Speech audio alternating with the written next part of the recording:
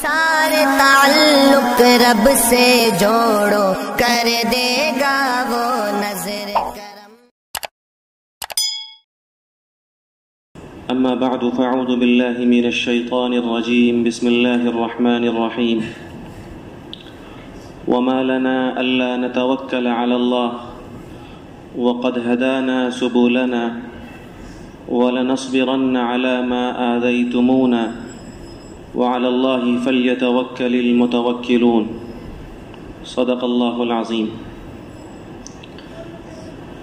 یہ محض اللہ رب العالمین کی مہربانی ہے کہ ہم سب صاحب ایمان ہیں۔ اللہ تبارک و تعالی کا محض کرم ہے کہ ہم ایمان والے ہیں۔ ایمان والوں کے ساتھ اللہ تبارک و تعالی کے وعدے ہیں، بشارتیں ہیں، دنیا کی سرفرازی اور آخرت کی کامیابی کا وعدہ ہے۔ قرآن مجید میں اللہ تعالیٰ کا فرمان ہے وَلَا تَهِنُوا وَلَا تَحْزَنُوا وَأَنْتُمُ الْأَعْلَوْنَ إِن كُنتُم مُؤْمِنِينَ، کہ اپنے حوصلے کو پست مت کرو اور کسی واقعے پر غم مت کرو، تم ہی سربلند رہو گے، تم ہی غالب رہو گے اگر تم صاحب ایمان ہو۔ تو ایمان کی بنیاد پر غلبہ کا، سربلندی کا وعدہ اللہ تبارک و تعالی نے اس آیت کے اندر کیا ہے۔ سورۃ المنافقون کی ایک آیت میں اللہ تبارک و تعالی نے یہ بات ارشاد فرمائی ہے کہ عزت کا مستحق بھی دنیا کے اندر اور آخرت کے اندر ایمان والا ہی ہے۔ فرمایا گیا وَلِلَّهِ الْعِزَّةُ وَلِرَسُولِهِ وَلِلْمُؤْمِنِينَ وَلَكِنَّ الْمُنَافِقِينَ لَا يَفْقَهُونَ، کہ عزت اللہ کے لیے ہے، عزت اللہ کے رسول کے لیے ہے، اور عزت ایمان والوں کے لیے ہے، لیکن منافقین اسے سمجھتے نہیں ہیں۔ تو اس آیت کے اندر اللہ تعالیٰ نے یہ بات ارشاد فرمائی کہ ایمان والا حقیقی معنوں میں عزت کا مستحق ہے، لیکن یہ بات ذہنوں میں رہنی چاہیے کہ ایمان جیسا کہ ہم سمجھتے ہیں صرف زبان سے کلمہ طیبہ لا الہ الا اللہ محمد الرسول اللہ پڑھ لینے کا نام نہیں ہے، بلکہ جب ہم نے اس کلمے کو پڑھ لیا تو اس کی حقیقت کو دل میں اتار لینے کا نام ایمان ہے۔ علامہ اقبال نے بڑی خوبصورت بات کہی، زبان سے کہہ بھی دیا لا الہ تو کیا حاصل، دل و نگاہ مسلمان نہیں تو کچھ بھی نہیں۔ اگر زبان سے لا الہ الا اللہ پڑھ دیا، دل میں اس کی حقیقت نہیں آئی، دل میں اللہ تعالیٰ کی معرفت، اللہ کی پہچان نہیں آئی، دل میں جناب رسول اللہ صلی اللہ علیہ وسلم کی محبت نہیں آ سکی، آپ کا عشق نہیں آ سکا، تو پھر اس کا کوئی فائدہ نہیں ہے۔ ایمان یہ چاہتا ہے کہ ایمان کی حقیقت ہمارے دل کے اندر پیدا ہو، اللہ تعالیٰ کی معرفت ہمارے دل و دماغ میں راسخ ہو جائے، جناب رسول اللہ صلی اللہ علیہ وسلم کی محبت اور آپ کا عشق ہمارے دل و دماغ میں ایسا راسخ ہو جائے کہ پھر دل کے اس یقین کی بنیاد پر ہمارے اعمال بھی درست ہو جائیں۔ جب زبان سے بندہ اللہ کی بڑائی کا بول بولتا ہے اور زبان سے بندہ جناب رسول اللہ صلی اللہ علیہ وسلم کی رسالت کا اقرار کرتا ہے اور پھر اس اقرار کے بعد اس کی حقیقت کو دل میں بھی اتار لیتا ہے، تو پھر اس کے اعضاء و جوارح سے اللہ تعالیٰ کے احکامات کے مطابق افعال کا صدور ہوتا ہے، پھر اس کے تمام افعال دن رات کے اور 24 گھنٹے کے پوری زندگی کا ہر عمل اللہ تعالیٰ کے احکامات کا ترجمان بن جاتا ہے۔ یہ ہے ایمان کی حقیقت جو ایمان ہم سب سے چاہتا ہے، اور اس حقیقت کو ہم سب کو اپنے دل و دماغ میں پیدا کرنا چاہیے۔ قرآن مجید میں اللہ تبارک و تعالیٰ نے ایک جگہ جہاں ایمان والوں سے ایک بڑی خوشخبری سنائی ہے اور بڑی بشارت سنائی ہے ایمان والوں کو، وہاں پر اس حقیقت کو ایک بڑے آسان لفظ میں بیان کیا۔ اللہ تعالیٰ فرماتے ہیں ان الذین قالوا ربنا اللہ ثم استقاموا، جن لوگوں نے کہا کہ ہمارا رب اللہ ہے، کلمہ کا اقرار کر لیا، اللہ تعالیٰ کی بڑائی کا، اللہ کے ایک ہونے کا اقرار کر لیا، جناب رسول اللہ صلی اللہ علیہ وسلم کی رسالت کا اس نے اقرار کر لیا، ثم استقاموا، اور پھر اس کہہ لینے کے بعد، اس اقرار کے بعد وہ جم گئے، کہہ لینے کے بعد زندگی کے آخر سانس تک اس پر جمے رہے. اور جمنے کا مطلب یہ ہے کہ ایمان کے تقاضے، کلمہ کے تقاضے اس کی زندگیوں کے اندر آ گئے. تو یہ وہ لوگ ہیں جن کو فرشتے خوشخبری سناتے ہیں. ان کے پاس اللہ تعالیٰ کے فرشتے آتے ہیں، لا تخافو، کہ ڈرو مت، آئندہ کا کوئی ٹینشن مت لو، آئندہ کے حالات سے پریشان مت ہو، ولا تحزنوا، اور گزشتہ کے کسی واقعات پر غم مت کرو، وابشروا بالجنہ، اور جنت کی خوشخبری لے لو، التی کنتم توعدون، جس کا تم سے وعدہ کیا جاتا ہے. تو ایمان والوں سے آئندہ کے بارے میں نہ ڈرنے کا، اور گزشتہ حالات کے بارے میں غم نہ کرنے کا، اور جنت کی خوشخبری کا وعدہ اللہ تعالیٰ نے اس آیت کے اندر کیا اور فرشتوں کے ذریعے سے اس بشارت کو سنایا. تو اس آیت کے اندر ایمان کے ساتھ ساتھ جس شرط کا تذکرہ کیا گیا ہے وہ استقامو ہے، استقامت، دین کے اندر جماؤ. اور جب بندہ نے ایمان کا اقرار کر لیا تو پھر اس ایمان کے تقاضوں پر اس کا اپنی زندگی کو اتار لینا، یہ وہ صفت ہے جس کی بنیاد پر ایمان والوں سے بشارتوں کا اور دنیا اور آخرت کے اندر سرفرازیوں کا میرے بزرگوں وعدہ کیا گیا ہے. آپ جب اپنے دل و دماغ میں اس حقیقت کو پیدا کریں گے کہ اللہ تعالیٰ کی ذات سب سے بڑی ذات ہے اور اللہ تعالیٰ کی طاقت سب سے بڑی طاقت ہے، تو پھر ہر حال میں اور ہر ماحول میں آپ کا اپنے دین پر جمنا آسان ہوگا. چاہے حکومت آپ کے خلاف ہو، چاہے بڑی سے بڑی طاقت آپ کے خلاف ہو، چاہے ساری دنیا آپ کے خلاف ہو، چاہے ساری دنیا کی دولتیں آپ کی چھوٹ جائیں، چاہے آپ کے اولاد پر، آپ کے املاک پر حملے ہوں، لیکن اگر آپ کا یقین اللہ تعالیٰ کی ذات پر مستحکم ہے اور اللہ تعالیٰ کی ذات پر آپ کا توکل مضبوط ہے، آپ کا ایمان مستحکم ہے، تو پھر ہر حال میں اور ہر ماحول میں آپ کا ایمان پر جمنا آسان ہوگا. لیکن اگر یہ استقامت نہیں ہے، ایمان کا بول تو بول دیا گیا لیکن اس کی روح اگر زندگی کے اندر نہیں ہے، اس کی حقیقت اگر دلوں کے اندر نہیں اتری ہے، تو پھر بندہ جب اس کی جان پر حملہ ہوگا، جب اس کے مال پر حملہ ہوگا، جب اس کی عزت پر حملہ ہوگا، جب اس کی اولاد پر حملہ ہوگا، جب اس کی پراپرٹی پر حملہ ہوگا، جب اس کی تجارت اور بزنس پر حملہ ہوگا، تو پھر بندہ کمپرومائز کرے گا، سمجھوتے کرے گا، پھر آدمی اپنے ایمان کا سودا کرے گا اور آدمی اپنے ایمان سے ہاتھ دھو بیٹھے گا. اس وقت کے جو حالات ہیں، ان حالات میں ایک ایک ایمان والے کو اپنے ایمان کو، اپنے دل کی حقیقت اپنے دل کے اندر بٹھانے کی ضرورت ہے. ایمان کی حقیقت ہر بندے کے دل کے اندر آئے اور اس درجے میں آئے کہ اس کا یقین ہو جائے کہ اس پوری دنیا میں سب سے بڑی طاقت اگر کسی کی ہے تو وہ اللہ کی طاقت ہے. اس کا یہ یقین بن جائے کہ اس دنیا کے اندر اگر کسی کے پاس سب سے زیادہ شکتی ہے اور سب سے زیادہ پاور ہے تو وہ اللہ تعالیٰ کی طاقت ہے اور اس کی شکتی ہے. جب یہ یقین بندے کے اندر آتا ہے تو چاہے پوری بھیڑ اس کے خلاف ہو جائے، پھر بھی آدمی اپنے ایمان کی بنیاد پر ذرہ برابر بھی لرزتا نہیں، کانپتا نہیں، اور اس کی زندگی کے اندر اس کے کسی عمل میں لغزش پیدا نہیں ہوتی. آپ نے ابھی گزشتہ دنوں واقعات میں دیکھا کہ ایک لڑکی نے جہاں 20 مشتعل نوجوان، شرری نوجوان، فسادی نوجوان نے اس کے اوپر حملہ کرنا چاہا، اس کے دین و ایمان کا سودا کرنا چاہا، ملک کے ان حالات میں جہاں بھیڑ کے ذریعے سے قتل کے واقعات بڑے عام ہیں، موب لنچنگ کے واقعات بڑے عام ہیں، بچیوں کی عصمت و عفت کو تار تار کر دینے کے واقعات بڑے عام ہیں، ان حالات میں 20 مشتعل اور فسادی نوجوانوں کی ایک بھیڑ میں ایک بچی، جس بچی کو اور جس عورت کی کمزوری کو ہم لوگ بیان کرتے ہیں کہ عورت بہت کمزور ہوتی ہے،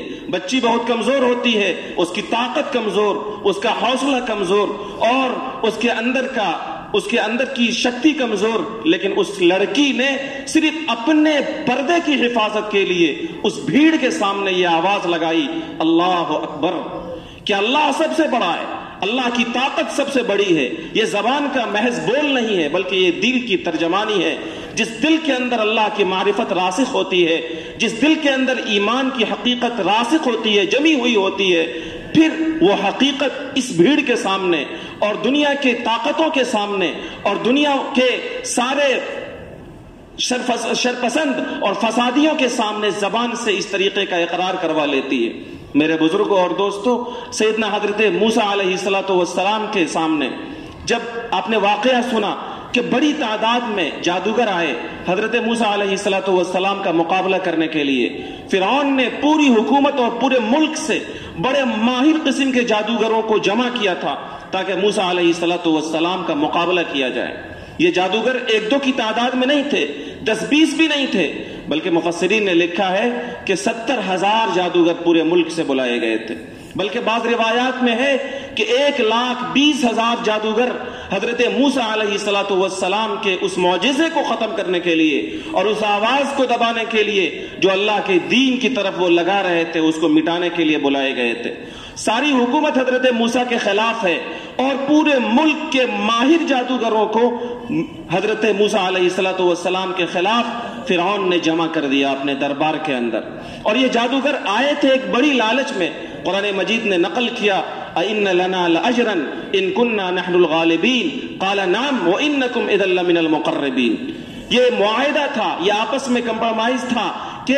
اگر یہ غالب آ جائیں گے اور یہ جادوگر جیت جائیں گے تو ان کو بڑا انعام ملے گا اور یہ فرعون کے مقربین بارگاہ لوگوں میں سمجھے جائیں گے۔ یہ بڑا انعام، اس کی لالچ میں یہ جادوگر پورے ملک سے بڑی تعداد میں حضرت موسیٰ علیہ السلام سے لڑنے کے لیے اور ان کے اس آواز کو مٹانے کے لیے جو حق کی آواز تھی اس کو دبانے کے لیے جمع ہوئے تھے۔ لیکن کیا ہوا؟ قرآن مجید کی مختلف آیات میں اللہ تبارک و تعالیٰ نے اس کو بیان کیا۔ حضرت موسیٰ علیہ السلام اللہ کے سچے نبی تھے۔ جب ان کے معجزے کو ان جادوگروں نے دیکھا تو انہوں نے سمجھ لیا کہ موسیٰ علیہ السلام جو کچھ دکھلا رہے ہیں وہ جادو نہیں ہے بلکہ وہ معجزہ ہے، اور وہ سب کے سب بیک زبان ایمان لے آئے، آمنا برب العالمین رب موسیٰ و ہارون، کہ ہم سب نے موسیٰ اور ہارون کے رب کو، سارے جہان کے رب کو، اللہ رب العالمین کو مان لیا۔ اللہ رب العالمین کی ذات پر وہ ایمان لے آئے۔ اب یہ 1,20,000 یا 70,000 جادوگر جو ابھی کافر تھے، جو ابھی فرعون کے مشن کو آگے بڑھانے کے لیے آئے تھے اور حضرت موسیٰ کے مشن کو ختم کرنے کے لیے آئے تھے، جو فرعون کی طرف سے موسیٰ علیہ السلام سے لڑنے کے لیے آئے تھے اور بڑے معاوضے کی بنیاد پر آئے تھے کہ بڑا معاوضہ فرعون وقت کی طرف سے انہیں دیا جائے گا، جب ایمان لے آئے تو ایمان تو ابھی ان کا بالکل تازہ تھا،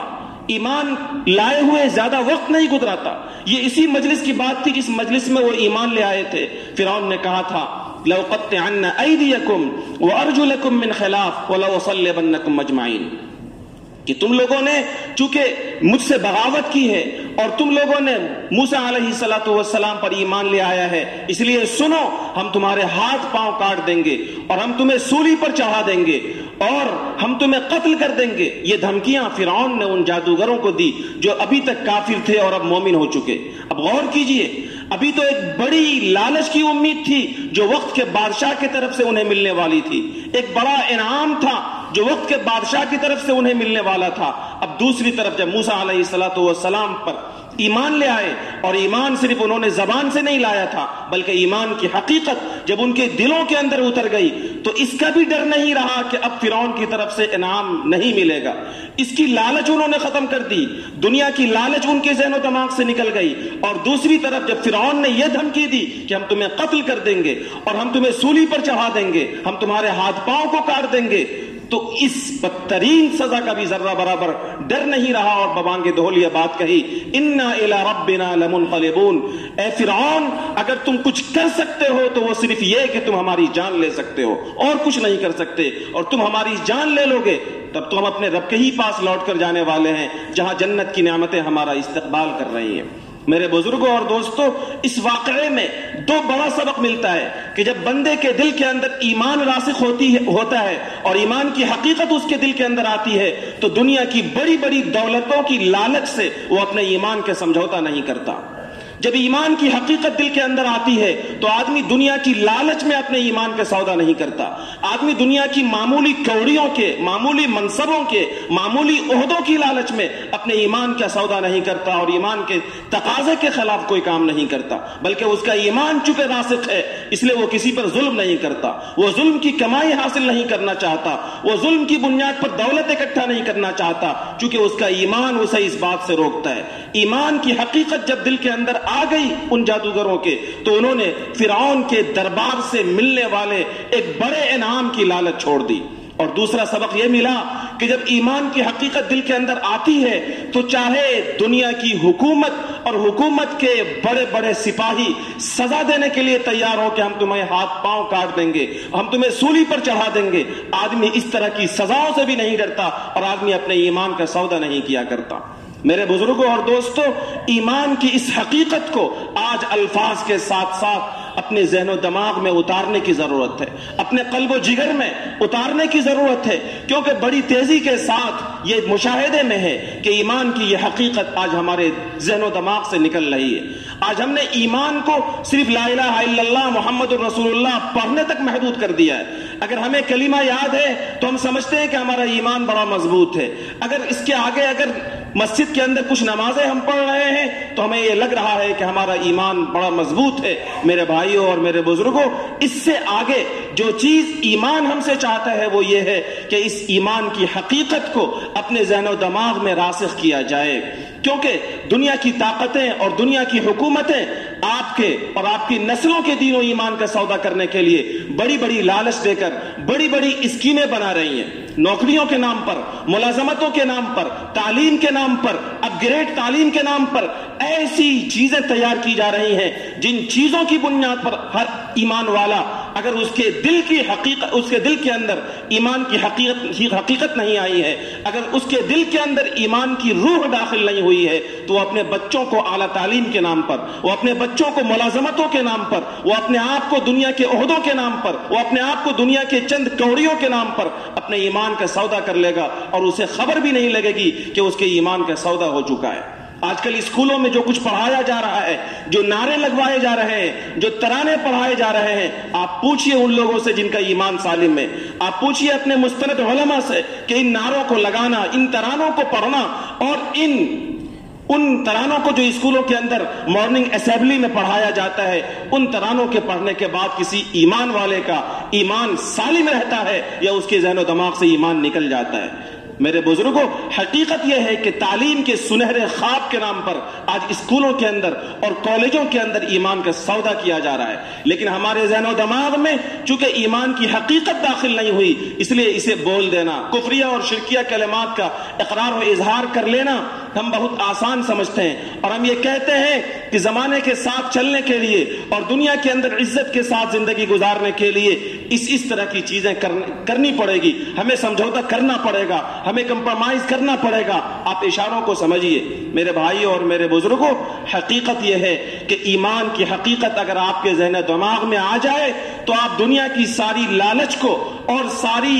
دنیا کے سارے عہدوں کو ایک طرف پھینک کر اپنے ایمان کے سودا اور اپنے ایمان کی حقیقت کو بچانے کے لیے اور اپنے ایمان کی حفاظت کے لیے ہر قربانی کو دینے کے لیے تیار ہوں گے۔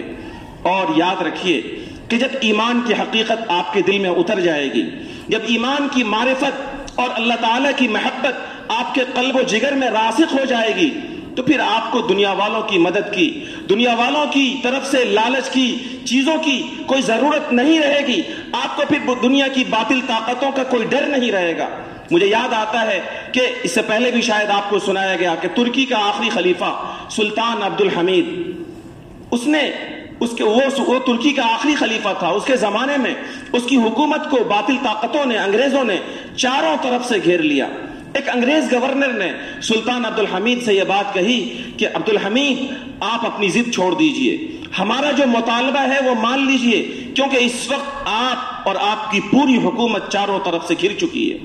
آپ اور آپ کی پوری حکومت چاروں طرف سے دشمنوں کے نرغے میں ہے۔ اس وقت آپ کی مثال ایسی ہی ہے جیسے 32 دانتوں کے بیچ میں زبان کی ہوتی ہے، جس طریقے سے ایک زبان 32 دانتوں کے بیچ میں گھری ہوئی ہوتی ہے، آپ اور آپ کی حکومت یعنی مسلمان اور اس کی حکومت چاروں طرف سے گھر چکی ہے۔ یہ بات انگریز گورنر نے سلطان عبد الحمید سے کہی، اس مطالبے کو ماننے کے لیے جو ان کا مطالبہ تھا۔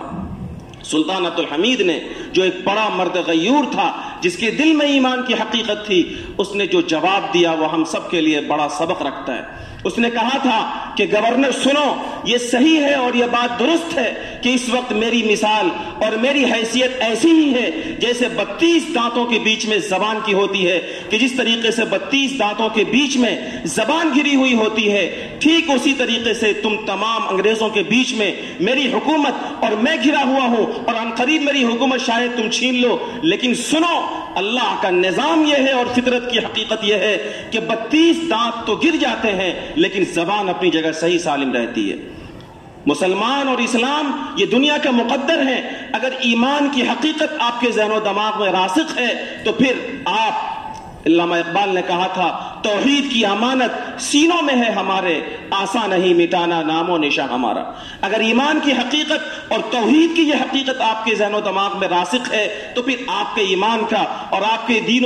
و ایمان کا، آپ کے مال و اسباب کا سودا کر لینا دنیا کی باطل طاقتوں کے لیے کوئی آسان نہیں ہوگا، بلکہ یہ بہت مشکل کام ہوگا۔ اس لیے میرے بزرگوں اور دوستوں، ان نازک حالات میں ایمان کی اس حقیقت کو ہمیں بھی اپنے ذہن و دماغ میں داخل کرنا ہے اور اپنی نسلوں کے ذہنوں میں اور ان کے دل و دماغ میں بھی اس حقیقت کو داخل کرنا ہے کہ جو کچھ بھی اس دنیا کے اندر ہو رہا ہے وہ سب اللہ تعالیٰ کے فیصلے سے ہو رہا ہے، اور اللہ تعالیٰ کی طاقت سب سے بڑی طاقت ہے، اللہ تعالیٰ کا پاور سب سے بڑا پاور ہے، اللہ تعالیٰ کی شکتی سب سے بڑی شکتی ہے۔ اگر اس ایک اللہ کی مدد اور نصرت ہمارے ساتھ ہے تو ہمیں ڈرنے کی کوئی ضرورت نہیں ہے۔ سیدنا حضرت عبداللہ ابن عباس رضی اللہ تعالیٰ عنہ نبی پاک صلی اللہ علیہ وسلم کے چچا زاد بھائی ہیں، یعنی گھر کا ایک فرد ہے، وہ گھر کا ایک چھوٹا سا بچہ ہے۔ انہیں نبی پاک صلی اللہ علیہ وسلم نے ایک موقع سے نصیحت کی۔ ہم اور آپ ہیں جو اپنے بچوں کو آزاد چھوڑتے ہیں، ایمان کی اس حقیقت کو اپنے بچوں کے ذہن و دماغ میں راسخ نہیں کرتے، اللہ تعالیٰ کی معرفت اور نبی پاک صلی اللہ علیہ وسلم کی یہ محبت دن رات کے 24 گھنٹوں میں تھوڑی دیر بھی فارغ کر کے ہم اپنے بچوں کے ذہن و دماغ میں انڈیلنے کی کوشش نہیں کرتے، ہم انہیں اللہ کی معرفت سے آگاہ نہیں کرتے۔ لیکن ایک وہ زمانہ تھا جب جناب رسول اللہ صلی اللہ علیہ وسلم اپنے گھر کے بچوں کی تربیت کے لیے کوئی موقع ضائع نہیں کرتے تھے۔ حضرت عبداللہ ابن عباس فرماتے ہیں کنت خلف النبی صلی اللہ علیہ وسلم فقال یا غلام، یہ حدیث کے الفاظ ہے، خود حضرت عبداللہ ابن عباس اس کے راوی ہیں کہ ایک موقع سے میں سرور دو عالم جناب محمد الرسول اللہ صلی اللہ علیہ وسلم کے پیچھے سواری پر سوار تھا۔ اب سواری پر سوار ہے، گھر کا ایک بچہ سواری پر پیچھے بیٹھا ہوا ہے۔ اب اس وقت سرکار دو عالم صلی اللہ علیہ وسلم کچھ ان کو نصیحت کر رہے ہیں، کیا ہم میں سے کوئی جب ان کا چھوٹا سا بچہ اس کی موٹر سائیکل پر پیچھے بیٹھا ہوا ہو، اس موقع کو غنیمت جان کر ان کو کوئی نصیحت کرتا ہے، انہیں اللہ کی محبت اور اللہ کی معرفت سکھاتا ہے؟ ہم تو دن رات میں کسی وقت نہیں کرتے، تو موٹر سائیکل پر اور سواری پر بیٹھانے کی حالت میں گاڑیوں پر چلتے ہوئے یہ یقین اور یہ محبت و معرفت کی بات ان کے دل میں کیسے ڈالیں گے؟ ہمارے پاس تو شاید وقت نہیں ہے، لیکن سرکار دو عالم صلی اللہ علیہ وسلم نے اپنی نسل کی تربیت کا کوئی موقع ضائع نہیں کیا اور اپنے نسل کی تربیت کے لیے اس موقع سے بھی بھرپور فائدہ اٹھایا، نصیحت کی، یا غلام، اے لڑکے۔ غلام عربی زبان میں 3 سے لے کر 9 سال کے بچے کو کہتے ہیں۔ حضرت عبداللہ ابن عباس کی عمر بھی اس وقت 9-10 سال کی تھی، تو ایک چھوٹا سا بچہ جو 9-10 سال کا ہے اس بچے کو نصیحت کر رہے ہیں نبی صلی اللہ علیہ وسلم، اور بڑی قیمتی نصیحت ہے۔ آقا صلی اللہ علیہ وسلم فرماتے ہیں کہ اے میرے پیارے، میں تمہیں کچھ انی اعلمک کلمات، میں تمہیں کچھ باتیں سکھاتا ہوں، ان باتوں کو اچھی طریقے سے اپنے ذہن و دماغ میں محفوظ رکھنا۔ احفظ اللہ یحفظک۔ اور پھر سب سے پہلی بات جو نبی صلی اللہ علیہ وسلم نے انہیں سکھائی وہ یہ تھی، اللہ کی حفاظت کرو، اللہ تمہاری حفاظت کرے گا۔ اللہ کی حفاظت کا مطلب یہ ہے کہ اللہ کے احکام کی حفاظت کرو، اللہ تعالیٰ کے احکام کی پابندی کرو، نمازوں کی پابندی کرو، اللہ سے اپنا لو لگاؤ، اللہ سے اپنا رشتہ مضبوط کرو۔ اللہ نے تمہیں جن احکام کا پابند بنایا ہے ان احکامات کے پیچھے اپنے آپ کو ڈالو، یحفظ کا، اللہ تمہاری حفاظت کرے گا۔ احفظ اللہ تجدہ تجاہک، اے میرے پیارے اللہ کی حفاظت کرو، اللہ کے احکام پر چلو، اللہ کی مدد کو اپنے سامنے پاؤ گے۔ تم کبھی بھی مشکل میں ہوگے، پریشانی میں ہوگے، حالات چاہے جیسے بھی ہوں گے، اگر تم اللہ تعالیٰ کے احکامات پر عمل کرو گے تو اللہ تعالیٰ کی مدد تمہارے سامنے موجود ہوگی۔ اور فرمایا وَإِذَا سَأَلْتَ فَاسْأَلِ اللَّهِ، کچھ بھی مانگنا ہو، کبھی بھی کوئی پریشانی ہو، سوال کرنا ہو تو اللہ ہی سے مانگو۔ وَإِذَا اسْتَعَنْتَ فَاسْتَعِنْ بِاللَّهِ، چوتھی نصیحت فرمائی کہ جب بھی کوئی مدد مانگنی ہو، ایسا لگے کہ تم کمزور پڑ رہے ہو، تمہیں مدد کی ضرورت ہے، تو دوسروں سے مدد مانگنے سے پہلے فاستعین باللہ، اللہ تعالیٰ سے مدد مانگو۔ یہ اللہ تعالیٰ سے مدد مانگنا، اللہ سے سوال کرنا، یہ کون کرے گا؟ یہ وہی کرے گا جس کے دل کے اندر اللہ کی محبت ہوگی، جس کے دل کے اندر اللہ کی معرفت ہوگی، جس کے دل کے اندر نبی پاک صلی اللہ علیہ وسلم کا عشق ہوگا، جس کے دل کے اندر ایمان کی لو جل رہی ہوگی اور ایمان کی شمع جل رہی ہوگی، وہی اس حال میں سب سے پہلے اللہ تعالیٰ کی طرف متوجہ ہوگا۔ اور فرمایا وَعَلَمْ أَنَّ الْأُمَّةَ لَذِ اجْتَمَعَتْ عَلَىٰ أَن يَنفَعُوكَ بِشَيْءٍ لَمْ يَنفَعُوكَ إِلَّا بِشَيْءٍ قَدْ كَتَبَهُ اللَّهُ لَكَ۔ فرمایا کہ اگر پوری دنیا مل کر تمہیں فائدہ دینا چاہے، تمہیں فائدہ پہنچانا چاہے، ساری دنیا مل کر تمہیں فائدہ پہنچانا چاہتی ہے تو تمہیں اتنا ہی فائدہ ملے گا جتنا اللہ نے تمہارے لیے لکھ دیا ہے۔ اللہ تعالیٰ نے تمہاری تقدیر میں جو فائدہ لکھ دیا ہے تمہیں اتنا ہی فائدہ پہنچے گا۔ اور فرمایا وَلَوِ اجْتَمَعَتْ عَلَىٰ أَن يَضُرُّوكَ بِشَيْءٍ لَمْ يَضُرُّوكَ إِلَّا بِشَيْءٍ قَدْ كَتَبَهُ اللَّهُ عَلَيْكَ۔ اگر پوری دنیا مل کر تمہیں نقصان پہنچانا چاہے تو تمہیں اتنا ہی نقصان پہنچے گا جتنا اللہ نے تمہارے لیے لکھ دیا ہے۔ یہ یقین نبی پاک صلی اللہ علیہ وسلم گھر کے ایک چھوٹے 10 سال کے بچے کو سکھا رہے ہیں۔ میرے بزرگوں اور دوستو، ایمان و یقین کی یہ حقیقت جس طریقے سے آج کے نازک حالات میں ہمیں اپنے ذہن و دماغ میں راسخ کرنا ہے، اس حقیقت کو اپنے بچوں کے ذہن و دماغ میں بھی راسخ کرنا ہے، اپنی نسلوں کے ذہن و دماغ میں بھی اس حقیقت کو راسخ کرنا ہے۔